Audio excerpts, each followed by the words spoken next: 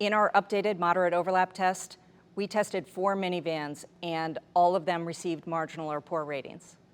In this test, we're looking closely at the rear occupant. We want to see a low risk of injury and restraint systems that keep that occupant away from the hard surfaces in the vehicle.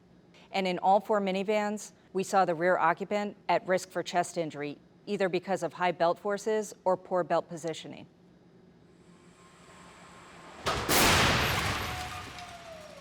The Honda Odyssey was the only minivan in this group to earn a poor rating. Compared with the others, it had a higher risk of head and neck injury.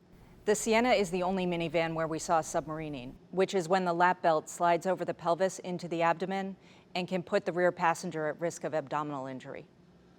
We launched the updated moderate overlap test last year after research showed that for newer vehicles, the risk of fatal injury was higher for belted rear-seated occupants than front seat occupants. And it's not that the rear seat has gotten less safe over time, it's that the front seat has gotten so much safer by comparison. These ratings don't change our recommendation that children under 13 sit properly restrained in the rear seat, and the ratings don't apply at all to children who are restrained in child safety seats. Many consumers choose minivans specifically to transport their families.